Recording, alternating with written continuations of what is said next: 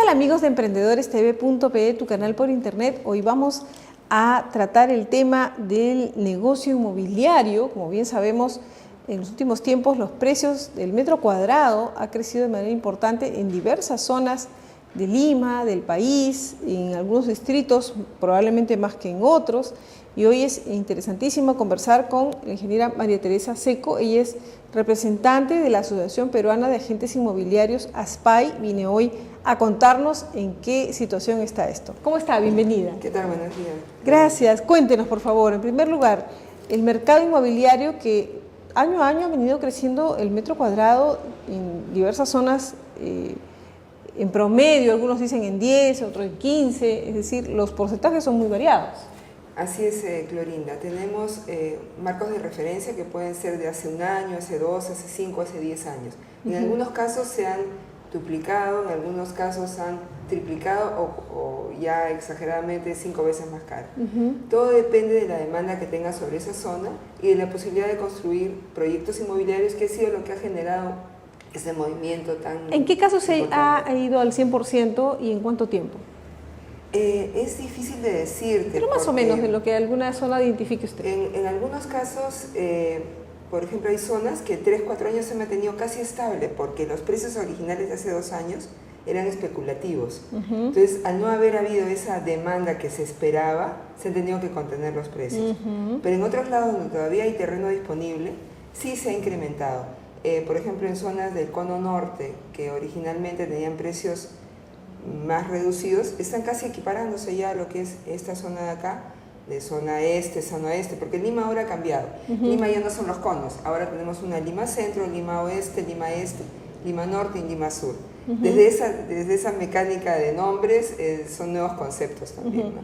¿Y cuál de estas limas es la más cara y cuál es la más barata? La Lima de nosotros, la Lima centro, vendría a ser la tradicional, donde están los distritos más dinámicos, en lo que son proyectos inmobiliarios de gran altura, ¿no? Aquí en esta zona podemos encontrar edificios pues, de 10, 12, 15, 20, 25 y proyectos de hasta 30 pisos que van a ver ahora en la Avenida del Prado. Nos referimos al eje, que es desde San Isidro, Surco, la zona, inclusive parte de Surquillo, la zona residencial de Surquillo, que es solo un sector. De ahí tenemos San Isidro, Magdalena, San Miguel, ¿no? Esos sectores básicamente, ese eje. Así es. ¿Y hay espacio para que sigan creciendo?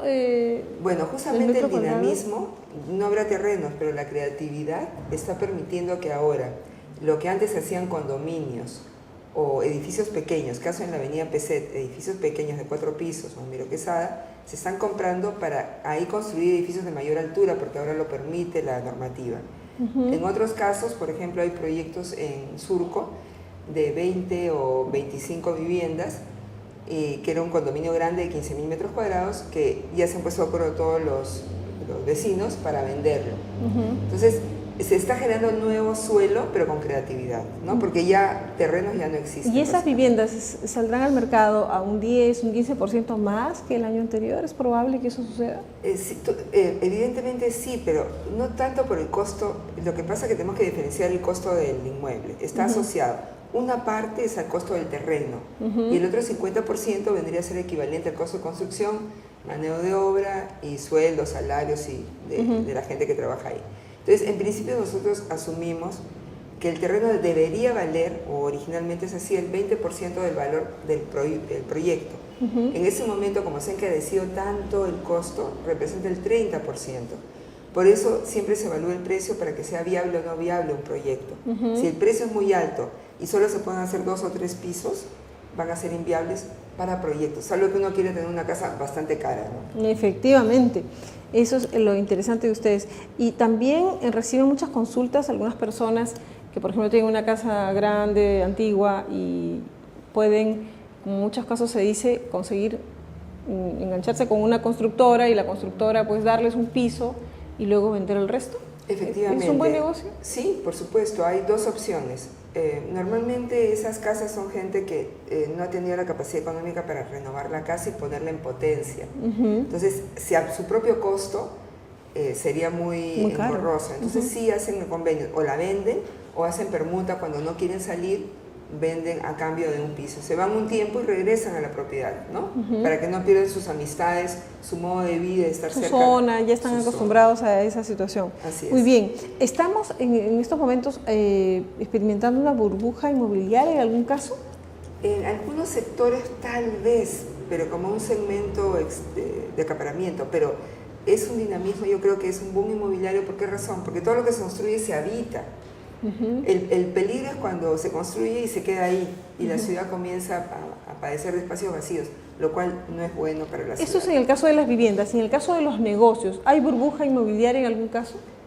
Yo no diría ¿Tampoco? que no, porque cuando uno hace y desarrolla un proyecto, si está bien administrado y bien programado y proyectado, funciona y se llena. Caso de los centros comerciales.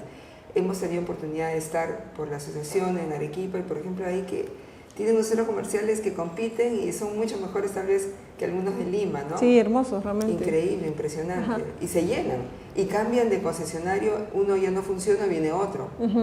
Ahora, bien, pero en el caso de algunos centros comerciales, uno observa que de repente no está ocupado totalmente, ¿no? Por piso solamente. Ahí es el error cuando lo venden, el centro comercial lo venden y no lo arriendan. Para que funcione bien, debería haberse generado en el tema de arrendamiento. O sea, una administración global que permita y mantenga y garantice que todos los concesionarios se van a renovar, van a tener un mantenimiento permanente. Cuando se vende, corren el peligro que haya uno que no quiere invertir y malogra todo el resto del centro comercial. El caso muy patético es el de Camino Real, que es un centro comercial hermoso, fue pionero en su época y ahora está abandonado porque hubo una sola persona que no quiso vender y se quedó ahí, ¿no? Y da pena. Increíble, efectivamente, y perdiendo dinero. Muy bien, vamos a hacer una pausa, María Teresa, por favor. Al retornar vamos a hablar acerca de lo importante que es al momento de comprar o vender, establecer contacto con un agente inmobiliario, cuánto nos puede estar cobrando, qué porcentajes son los que cobran y sobre todo la importancia de esta especialidad que no solo es de personas que lo hacen de manera empírica, sino que han estudiado, que ya hay toda una especialidad y diplomados y demás. Volvemos entonces tras la pausa.